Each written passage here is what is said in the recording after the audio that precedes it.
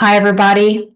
We're back here again on lesson number 4, which is on empathy. So, you guys have made great progress so far in really using the building blocks that we've gone through so far to identify traumas, to control our anger so that we can effectively communicate.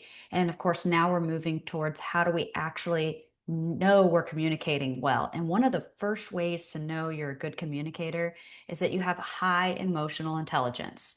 And one of the traits of an emotionally intelligent person is empathy. Empathy is very different than sympathy. Sympathy, think of as you feel bad for someone, like, oh man, that sucks they're going through that. Empathy is actually putting yourself in their shoes and feeling what they feel from their perspective. And that's actually harder to do than people think. It's very easy to go down the sympathy route, but not the empathy. Sympathy typically feels very one-sided, outsider looking in. It doesn't actually bring connectedness with your partner.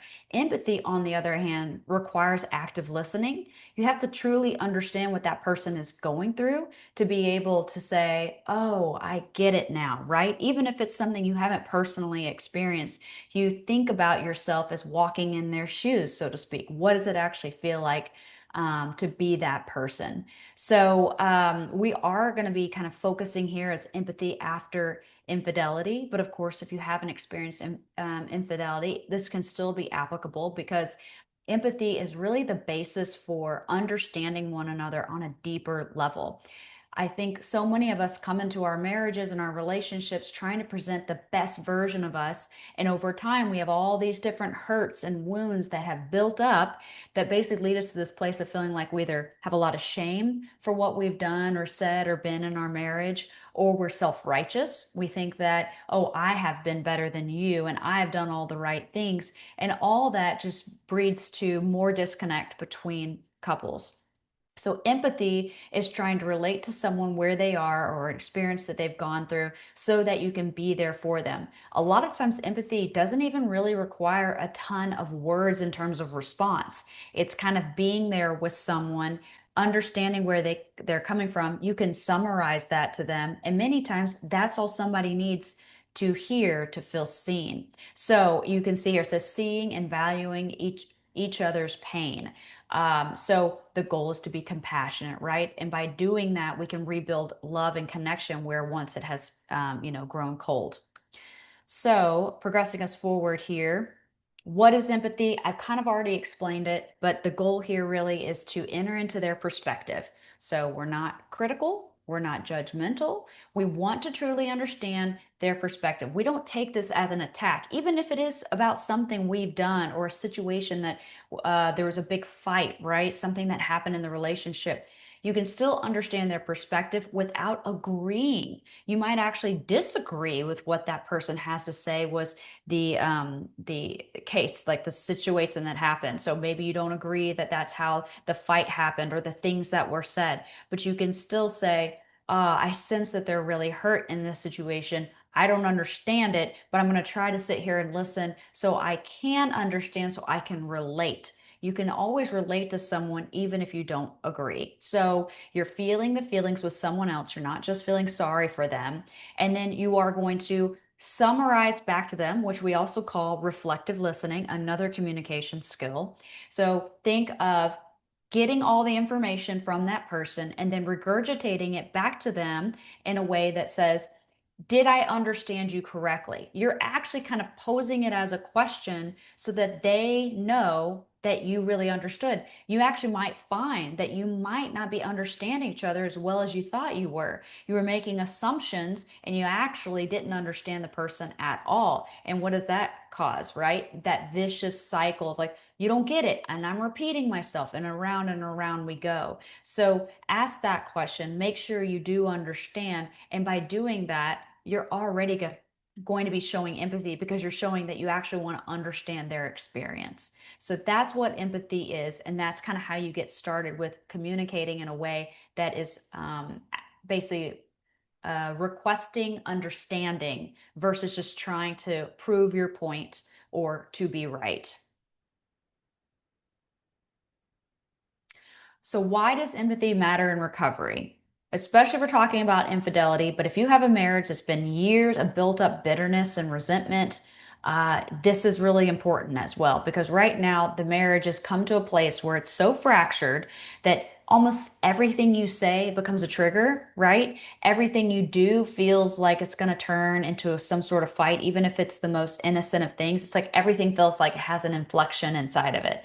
Well, that might be because you actually are angry and bitter and resentful and hurt. And so you are on the edge. We call living it on the cliff, so that if any one thing happens, you just go right over the edge. So empathy really matters because number one, you want to make sure that regardless of what's going on around you, your partner feels seen and heard. And that is a two-way street. So if we're talking about infidelity, if you are the wayward person, then you do need to be the leader in this. You need to be the one to set your feelings aside and take the charge and to say, okay, I want to hear you as the betrayed. What was your experience like? Tell me about your pain. Don't dismiss it. Don't run away from it. Don't squirm because it's an attack on your character. Because realistically, they are going to say things that it's going to be very, very painful to hear. However, staying rooted and grounded that I did this action, but I am not this person will help them slowly as they heal recover to a place where you won't always be persecuted. But if you don't lead the way, your betrayed partner definitely cannot do that. So it helps them feel seen and heard. You're validating their reality. You're not experiencing it. You don't have to, again, agree, but you're saying that's real for you and that must be hard. I can't imagine what that's like. Tell me more. That person is another human, whether they are the wayward, whether they're the one who actually went out and cheated or not.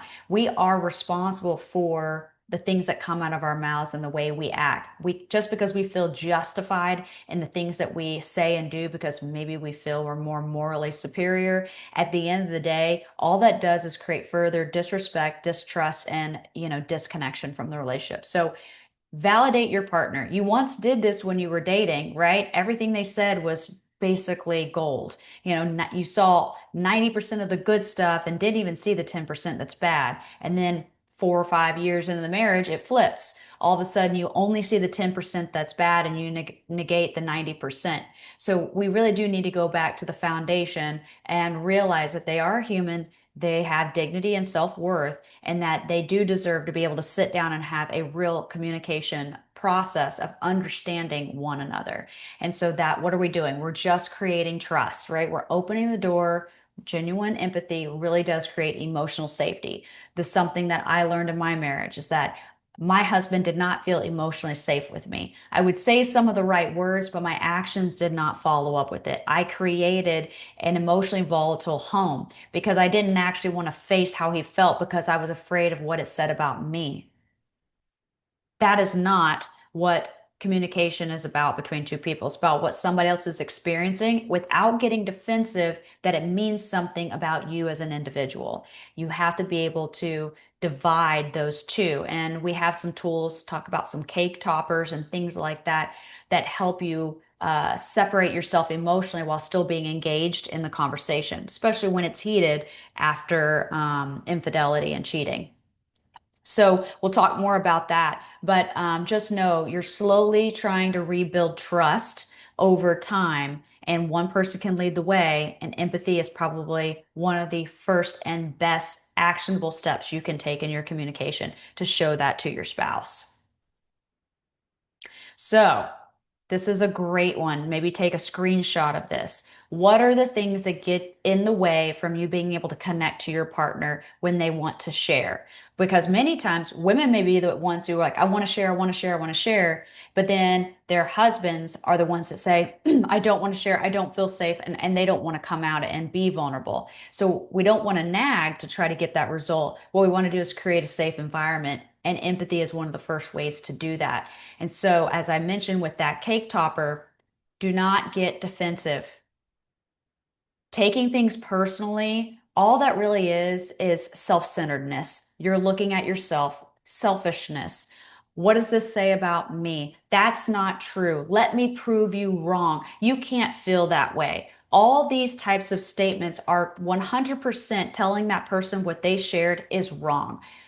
The point is not to be right or wrong. The point is to understand. So do not be defensive. This is probably the number one thing I see in couples. Number two, shame and guilt. This definitely happens a lot. If you've had trauma in your past, you don't even know you've brought it, maybe from your childhood, you've brought it in, or a previous marriage, you've brought that in, and you maybe have truly done something that has just hung over you for so long. And then maybe you have a spouse that does some scorekeeping and likes to bring it back up. Bring it back up. Well, that shame and guilt says, I'm not worthy. And so you don't even try to engage. You just put up a stone wall to protect yourself. So you've got to be aware that Jesus Christ died on the cross for us even while we were imperfect. That is perfect love. And what we're trying to do is model that in our marriages. So if you're feeling shame and guilt, you have to realize that God loved you even when you did those things, or even if something was perpetrated to you. And so do not let shame and guilt continue to be a baggage or a saddle that's been placed on your back for the rest of your life. You have to say, okay, I did this thing or this thing happened to me. I'm setting it aside. That is not who I am. And so I'm not going to let be overwhelmed by those shame and guilt emotions allow me to not step forward and face the full impact of either what I've caused or my inability to relate and how that's breaking down the connection in the relationship. Minimizing pain is a big one.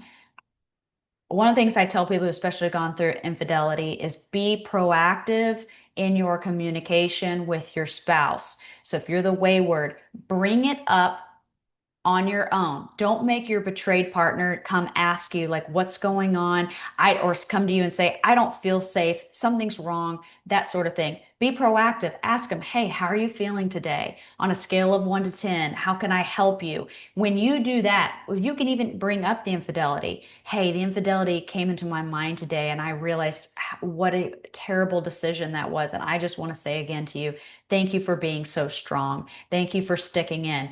By initiating that way, you are saying, your pain matters. I'm not trying to get away from it. And I see you and I hear you, and I'm actually willing to sacrifice and be in potentially more pain for myself, right? Because maybe my spouse now wants to talk about what I just said, or maybe that brings up feelings for them. So they might even want to retaliate initially.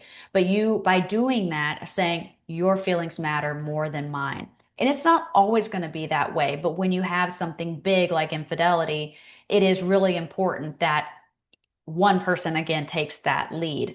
I've also found if you're a couple that has struggled more with one person tries to share and the other person's like, well, what about me? You probably need to set up a schedule. Like, okay, Wednesday night, and I know it sounds ridiculous, but Wednesday night is the night we're going to talk about me. I'm going to work through my issues, and you're just going to sit and listen. And that's working on empathy. And then Friday night, we're going to work on yours. That's a great way to do it so that both sides feel like their needs are being met and they're heard until they get in a safe communication pattern where they can do it real time in the same conversation. Um, so limited emotional awareness is very common. It's becoming less common, which is great, right? I think millennials and Gen Zers are starting to say, wow, mental health, therapy, these sort of things are really important. Whereas our parents and our grandparents absolutely did not understand this. It was not prominent to have a lot of mental help. I mean, just getting those type of providers. But then on top of that, there was a lot done in the mental health community with some of the testing, the electrotherapies, and things like that back in the 1940s and 50s that made people want to actually shy away from even saying that they had any sort of mental illness. And so I see it more in older couples. But it can still happen over time in a relationship. If you shoot someone down, they end up kind of closing off emotionally when you kind of know you're this person, if it's very hard for you to name feelings, if you can only think of like anger and sadness, you're probably a little emotionally stunted. Get a feelings wheel, put it on your refrigerator, and use that as a way of saying like, okay, I'm feeling frustrated, but really what it is I'm kind of I'm agitated because this didn't go the way I wanted. And use that, okay, I'm feeling agitated, and be able to share that with your partner and say, I'm feeling agitated because of this situation. And it helps you just find more vocabulary to the things that are happening inside of you. So if you can name your emotions, or you can, of course, even take it further and actually point out and name the emotion you see in your spouse, then you're able to actually say, I really do see you, or I really do understand you, or you can even get to the root cause of why are you angry. Typically, we talked about this with anger. It's just a great example. Anger is on the outside, but really what's happened is something important to us was taken away or lost, or we don't feel heard. And so many times it's fear that drives anger.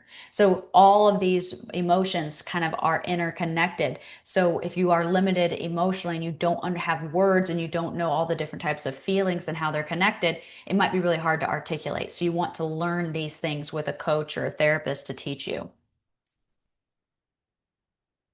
So here's some like activation. We'll actually have a few things after this we're going to do in terms of activities together. So these are just little takeaways on how to show empathy. Maybe another one that you might want to take a screenshot of here. But this is doesn't need to be bi-directional. It really can be unilateral. So listen to the person who wants to share feelings. Just listen. Don't interrupt. Pay full attention. Of course, put your phone down, turn the TV off. When we do practicing with couples here at Commit and Conquer, we put the knees together and we face each other. If you can hold hands, that's even better. But if you're not comfortable touching, at least knees together and facing each other, listening with full intent. Reflective listening means repeating back what you heard, confirm that that is what you heard, and they can say, yes, you're right, no, you're wrong, and clarify further. Then find one thing in what they said that you understand or you can relate to. Anything, right? Any one thing, and say, that must have been hard to experience blank. I can't imagine what that was like, but I can see you're really hurt. That is just validating their emotions, even if you don't agree. And then, of course, using empathetic language, this is going to be more varsity level stuff. Once you graduate up and actually have different phrases, verbiage, language, you'll be able to take things that maybe are more difficult conversations that do require a little more hand holding and find more nuanced words for that situation. Down here, the example is that makes sense. I can see why you feel that way. Those are very, very common ones. I obviously gave you some other examples, but it is really important that you really focus on listening, repeat what they said, find something to validate and turn it into a sentence. That's going to go a long way. Again, don't follow up with now I want to share with mine unless you both have agreed to that. Do that at a separate time.